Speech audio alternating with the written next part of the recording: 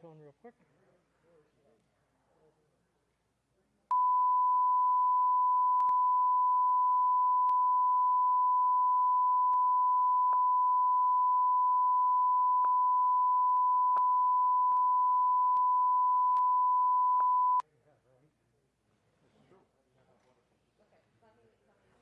Okay, let me double check.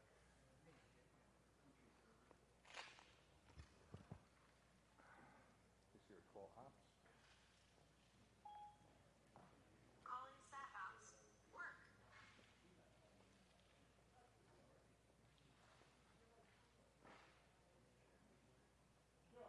Hey, it's Tony D'Amico, Long Island City. I'm on MMA 6 now with the other prize event, so make sure you see it and hear us. Hold on a second. Frank, give me some tone or something. Thank you.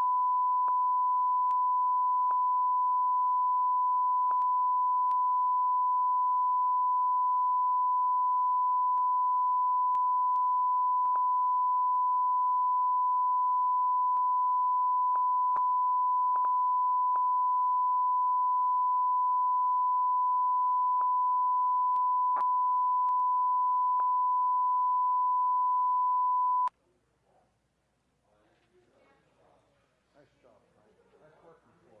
I know that wasn't easy. Yeah, I just want to hear Mike up there.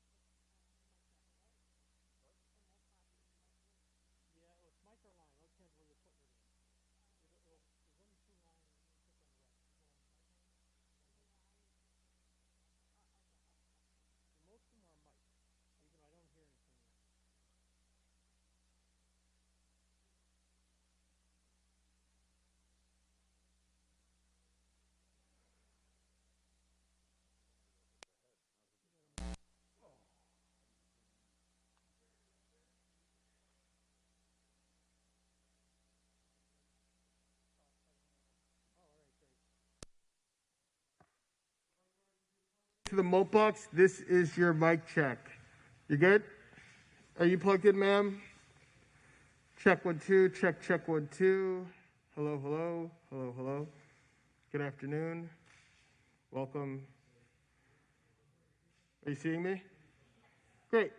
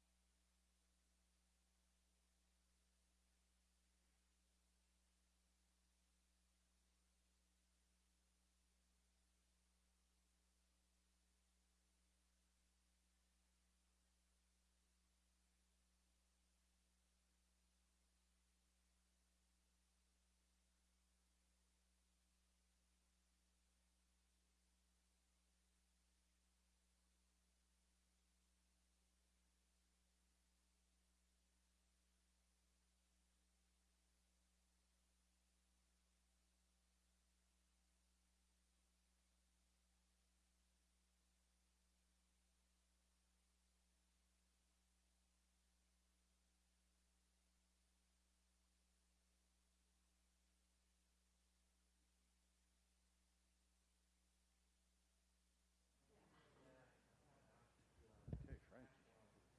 Hey, did a mic check, so we're good?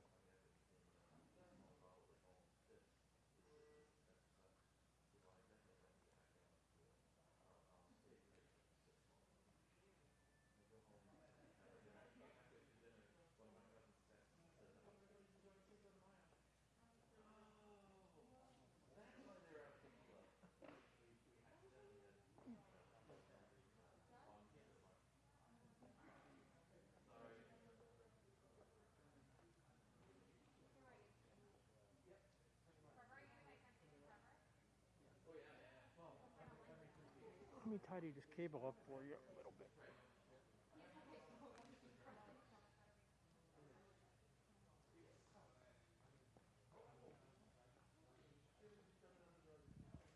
What time does this go? 2:30?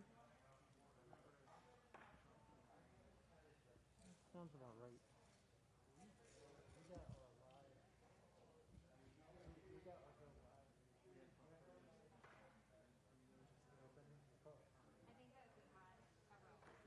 I didn't even fire up.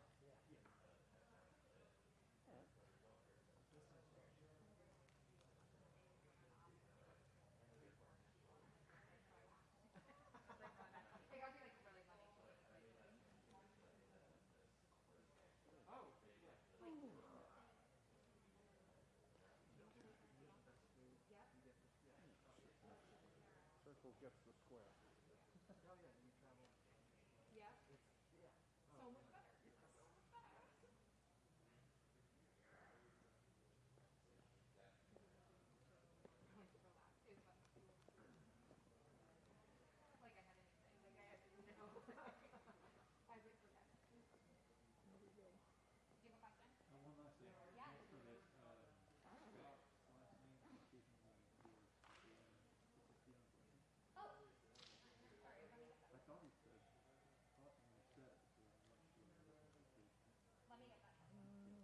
Things are coming in.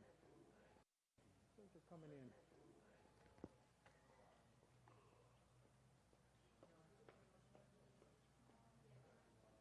Uncle Joe is in the house.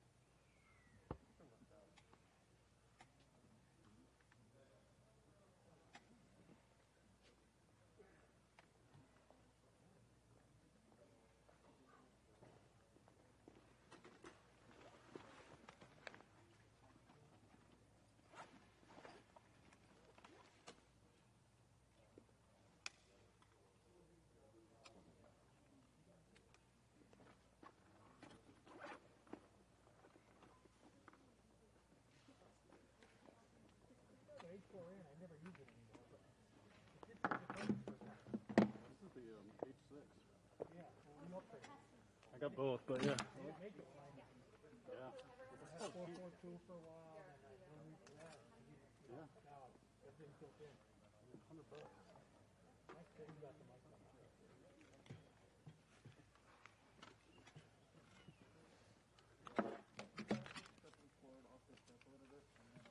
No, but I just have to do that so if you back up and you take it, you'll have to do that. No, I understand that. All right, if you take it. Stay right there.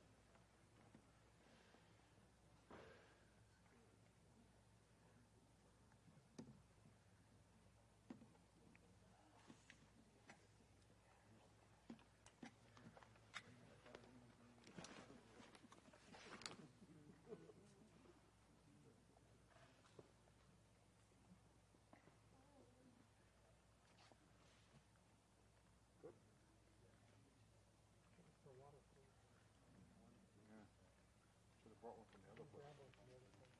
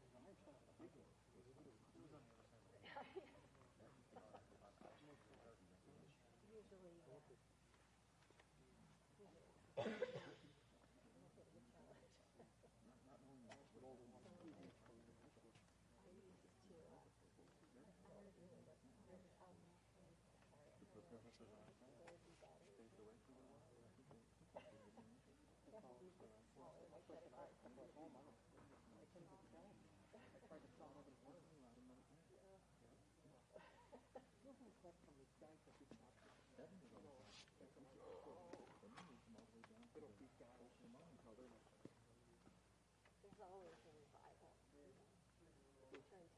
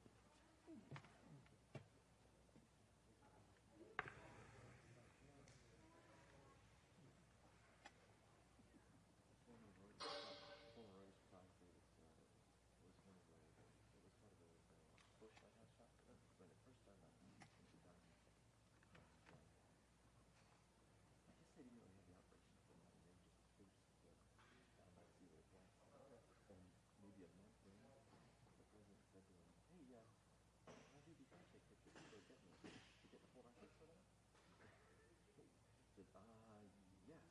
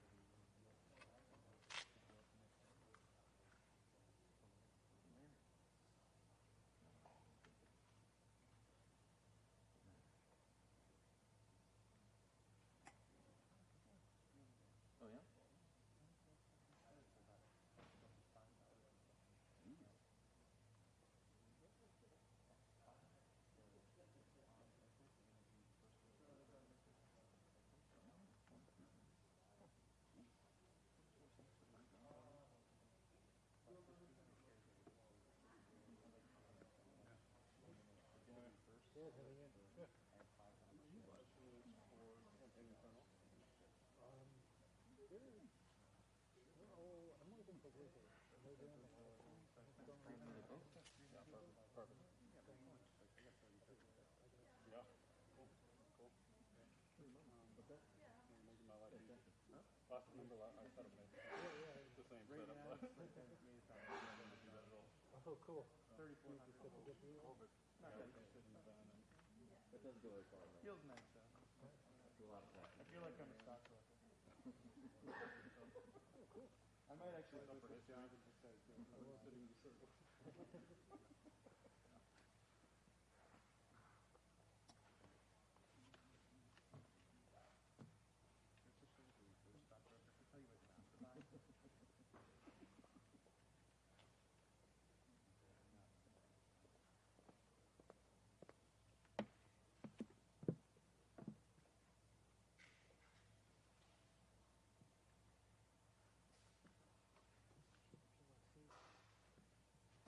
Backup controller has like with all of that. Big long Directors on hers too.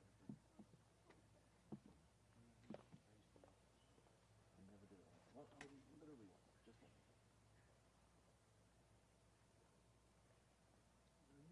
Recording internally as well. And UHD.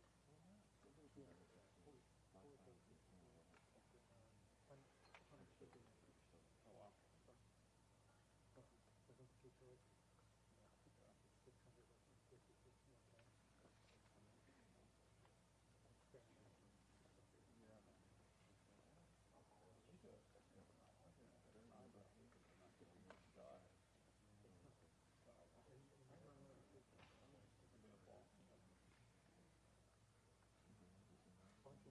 okay.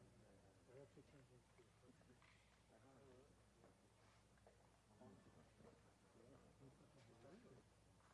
But it's just not enabled right now.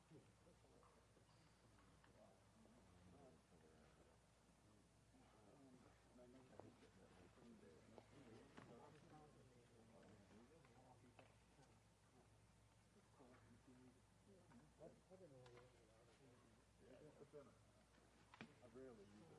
What's the wife making tonight?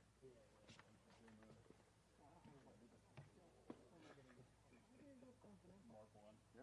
oh yeah. I got some of the time down. I'm not tonight. So I'm told.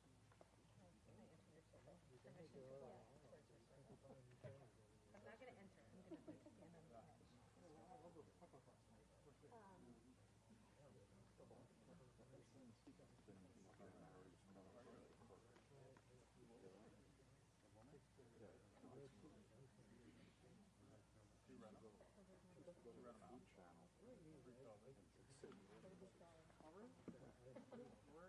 What's his name? That old Bassie had her show. She was like there once a month.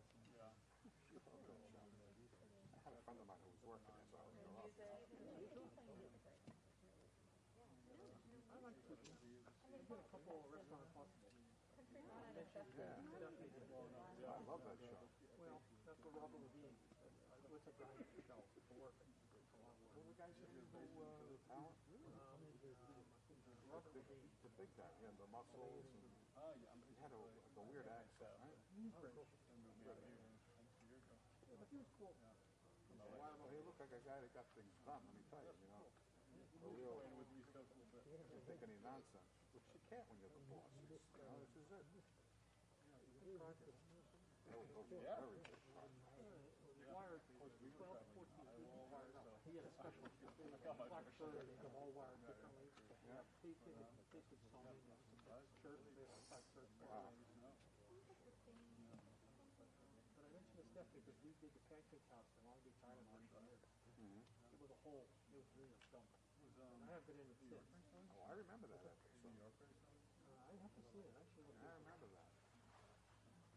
Where Jersey City's near New York City? it's like, it's right across the river. But then I think we would call it. We are going to get started in 1 minute. I just want to make a quick announcement that today's event has been set up to adhere to social distancing guidelines as outlined by health experts. The Vice President will not be taking any individual photos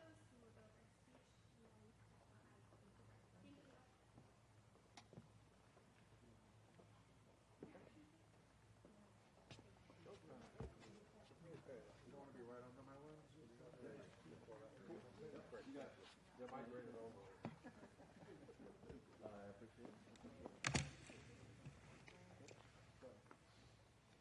For the wide shot. Once I go tight, it doesn't matter anymore. Yeah, I just got to get them coming in. Got it. With everybody.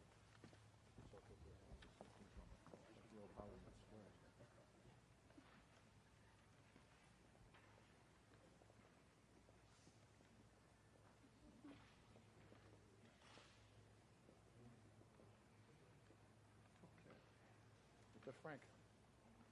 Good.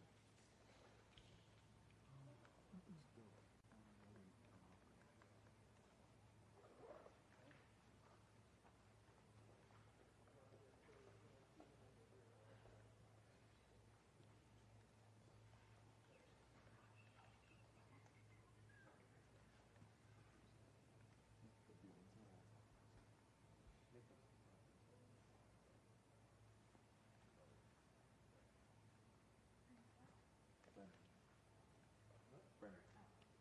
Are you going? Oh, sorry, no. You doing that thing? That's not. It's been very kind of random. It's been a lot of weeks. You want to face it? Like a plastic one? You want to go to your face completely?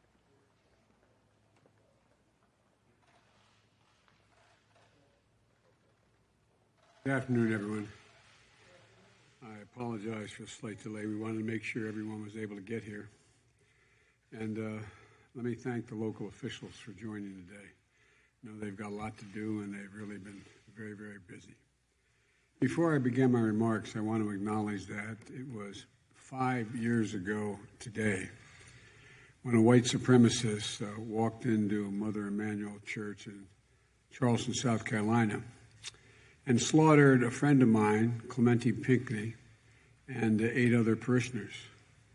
It was a hate unbridled, and it was poisonous, a poisonous expression of white supremacy that still infects our nation and many of our institutions. And of the dangers we face as a society if we don't root out this corrosive and deadly ideology. You know, when I reflect back on the amazing grace and compassion and forgiveness of the Mother Emanuel community, I see the very best in what we see in America as Americans. But we know that grace alone is not enough. We have to put it to work, that grace. And we're seeing the best of America in that as well.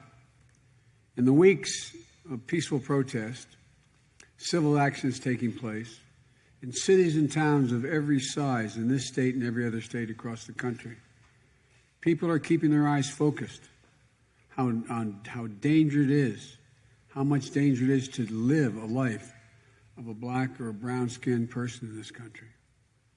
And Americans are out there marching, notwithstanding the fact if we're in the middle of a pandemic.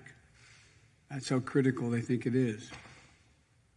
On Monday, Donald Trump said, quote, "If we stopped testing right now for COVID-19, we'd have very few cases, if any.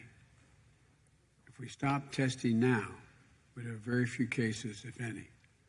It's a statement that's not only absurd, it's absolutely tragic. Yesterday, the head of the White House Task Force on Coronavirus, the vice president, claimed success in the fight because deaths are, quote, down to fewer than 750 a day. 750 fathers and mothers, sisters and brothers, uncles, aunts, husbands, wives, children dying every day. More than 20,000 a month. That's greater than World War II level casualties each month. That's more than 5 9/11s each month. And this administration is engaging in self-congratulations.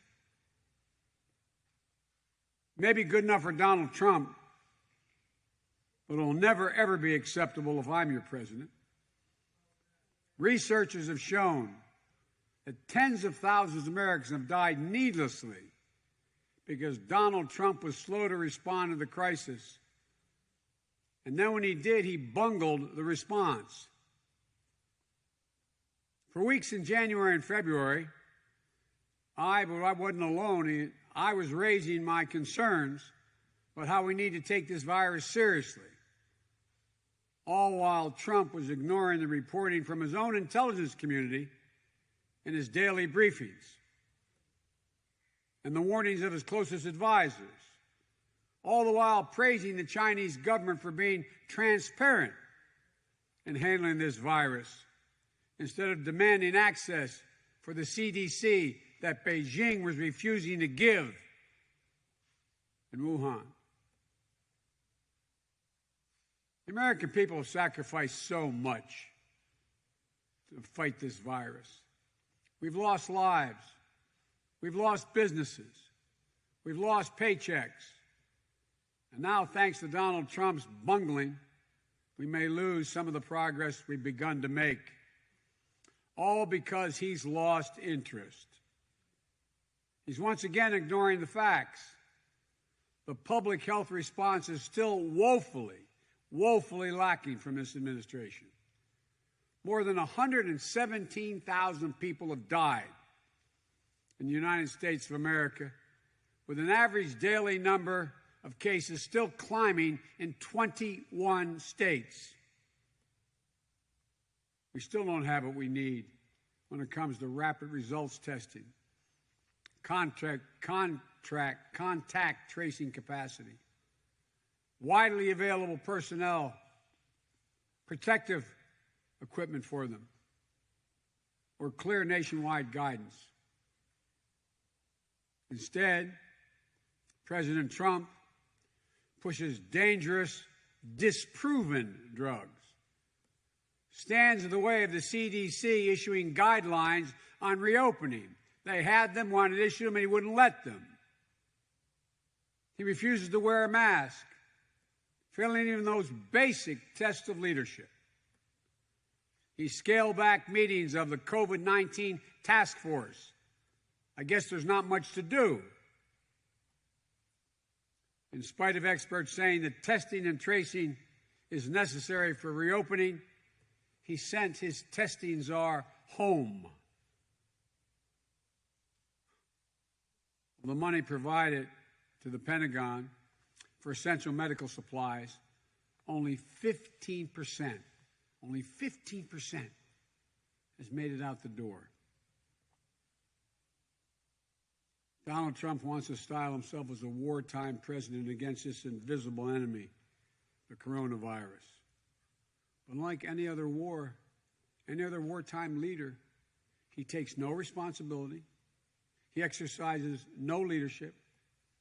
Now he's just flat surrendering the fight. Instead of leading the charge to defeat the virus, he just basically waved a white flag and has retreated.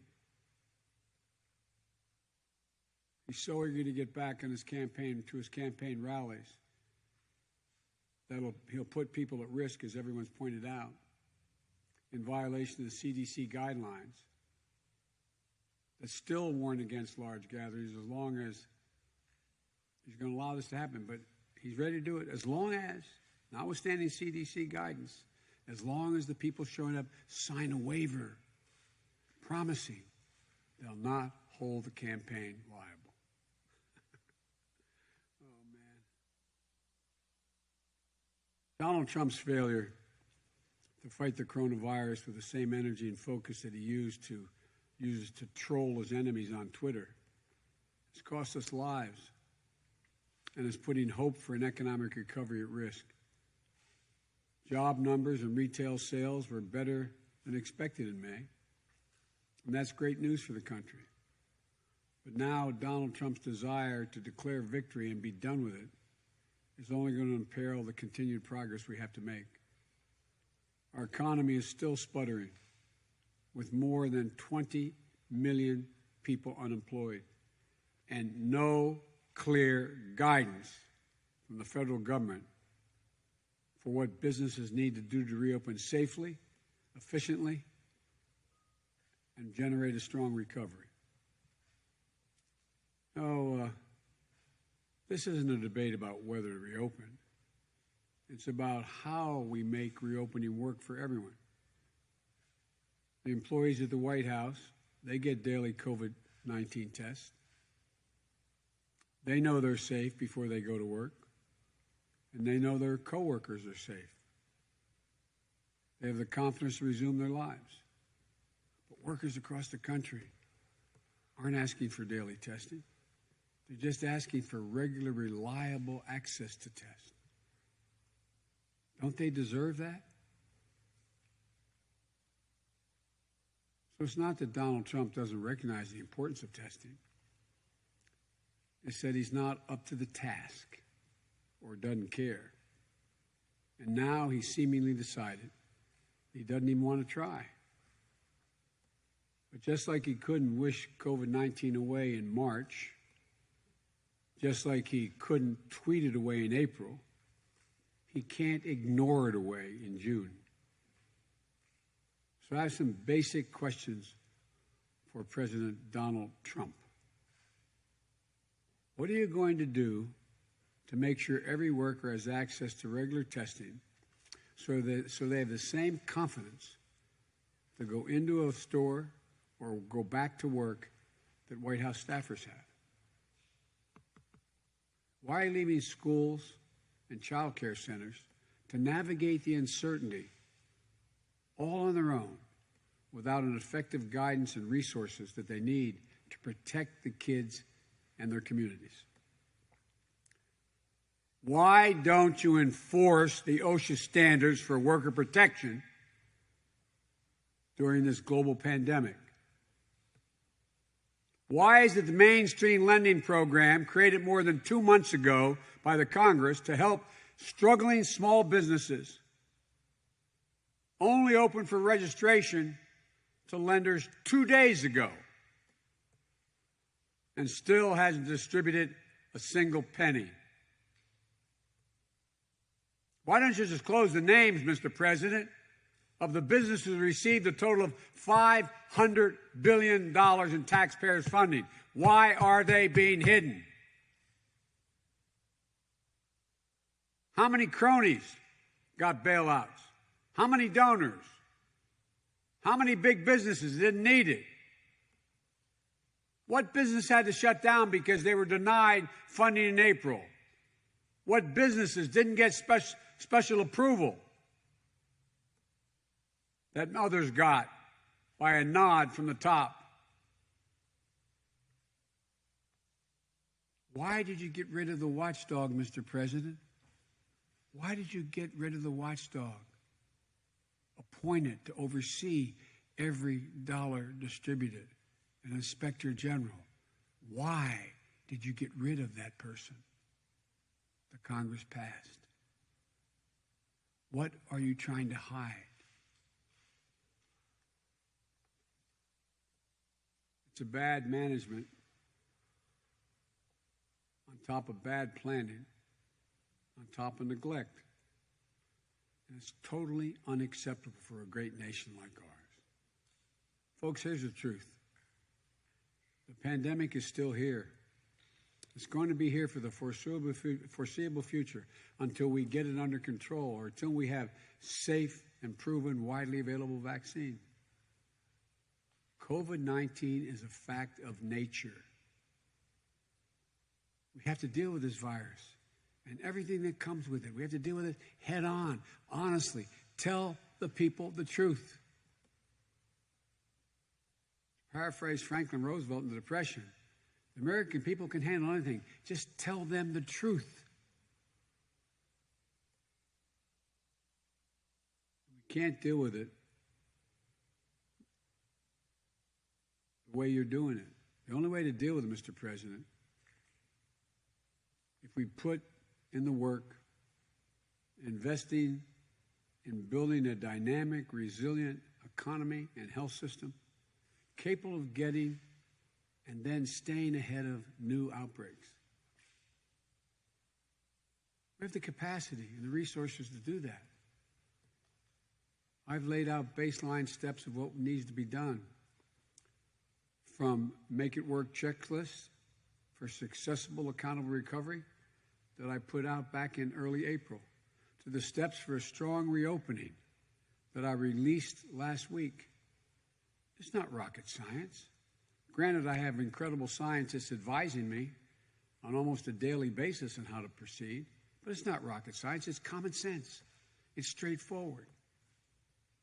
And that's why this is perhaps the greatest indictment of Donald Trump's complete, compelling lack of leadership. He wasted months and months and months passing the buck, blaming everyone else, refusing to act when he should have been preparing our country for a long-term response and building up our resiliency to respond to future flare-ups. Yet, we still don't have a comprehensive system for collecting COVID-19 case data. These are the basics.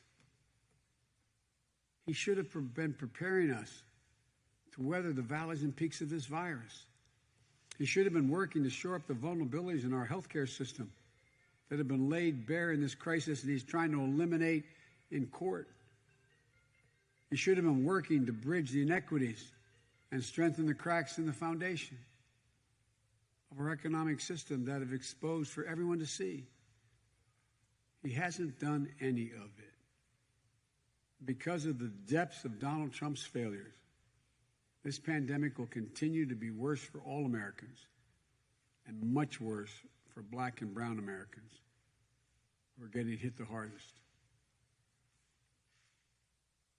For folks in communities like Darby, Borough, and Yeadon, Donald Trump thinks that if he puts his head in the sand, the American people will too. But it doesn't work that way. Not when hundreds of people are still dying every day and millions are unemployed, wondering how in God's name they're going to keep the lights on and food on the table. Not when workers are weighed down with worries about their safety or what happens if they get sick.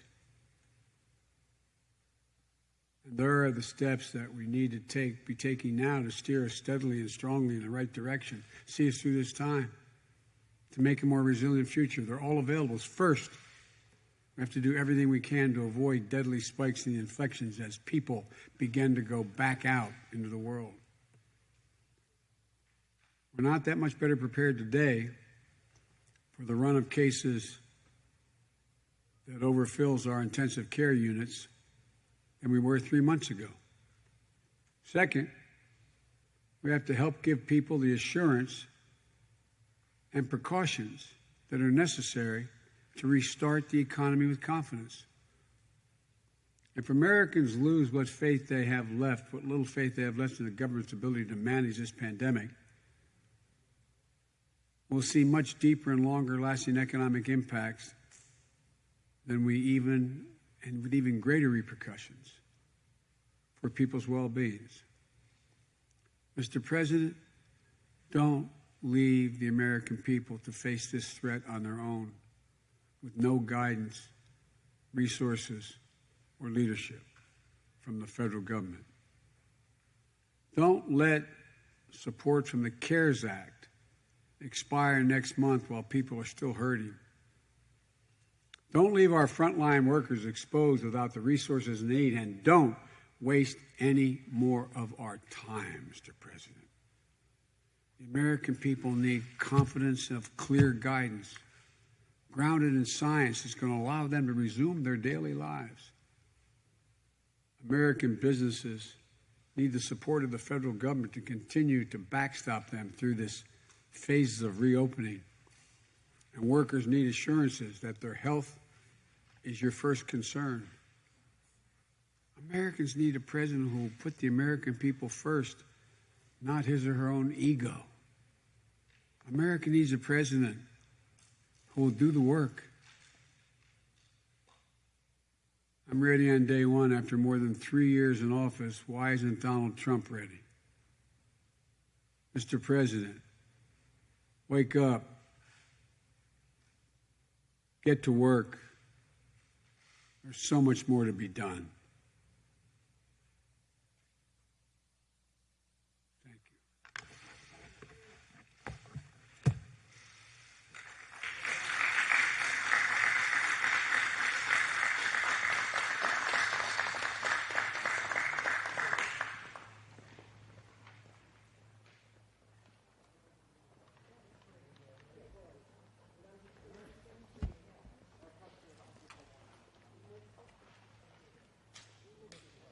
right, put Tone up for a little bit.